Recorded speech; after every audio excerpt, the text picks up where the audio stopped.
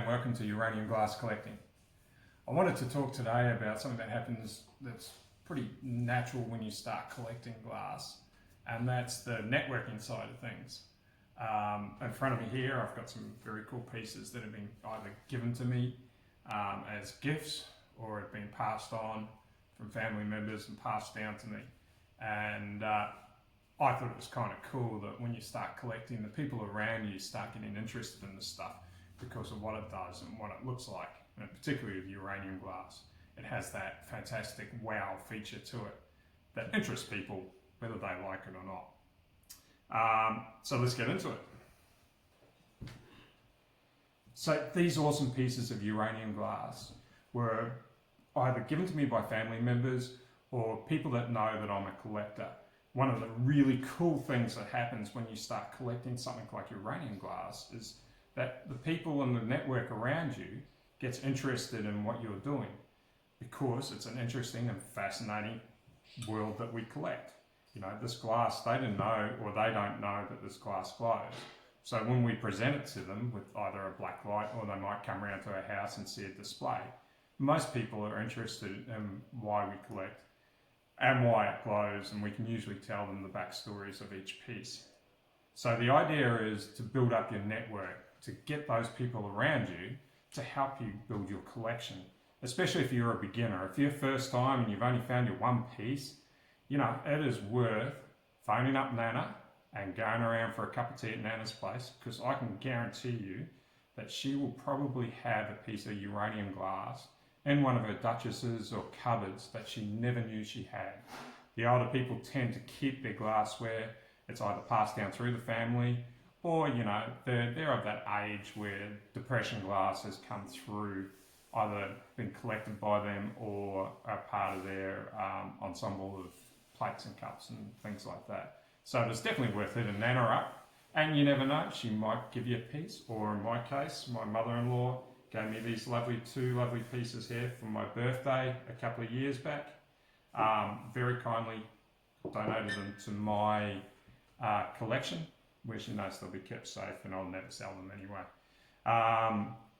Another thing that you can look at is definitely op shops. You might have a local op shop that you go down to every week, and definitely hit them up, say, hey guys, look, you know, I'm a green glass collector. If you get any green glass, put it aside for me.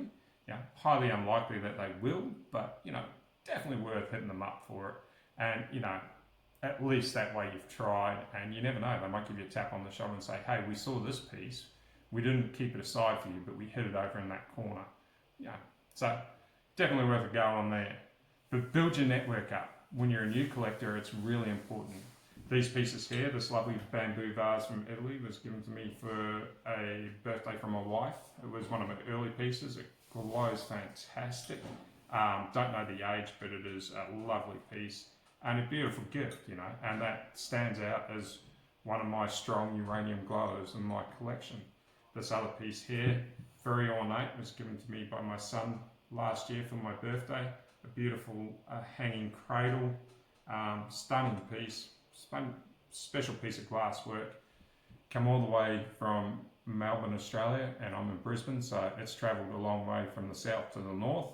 And you know, that's a piece that I absolutely covet and desire, because it's just, I like the fruity, I like the more artwork and the more skill that's put into it is my cup of tea. But this piece here, this cake plate, is the one that sort of inspired this video. So this is an Anchor Hocking, which has come from Ohio, Lancaster in Ohio. Anchor Hocking has had their original factory there since early 1900s. This is a 3-footed cake plate, very simple in design, beautiful swirl, and a friend and colleague who is a collector of not uranium glass, but dishware, I think he collects, was moving his mum out of her house into assisted care, saw some green glass, thought of me, of all people, wrapped it up and brought it back from Ohio.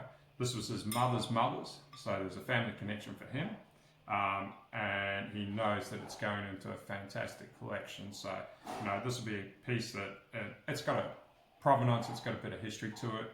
It's obviously old because it was his mum's, it was his great grandmother's, and it's come from Ohio, and all in one piece. So it just shows how networking can add pieces to your collection.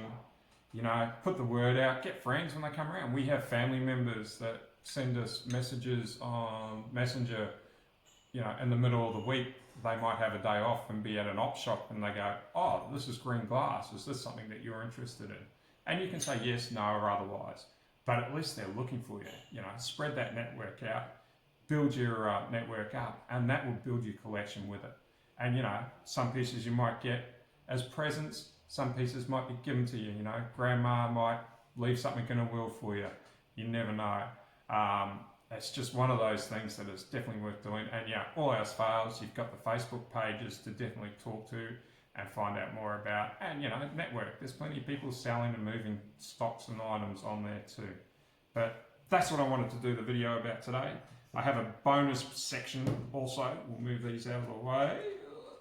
Stay. We'll move that. We've got a nice little find that we had last weekend. Little posy vase, 1930s. It's got the Crownware star in here for us. Beautiful Art Deco cut design and the crystal side of things there. Just a lovely little vase. This was a little weekend away that we go to a little town outside of Brisbane, a couple of hours away, and we know that out there is usually some good antique buying, and occasionally we pick up some bargains. $5 for that, pretty happy. Great little blower.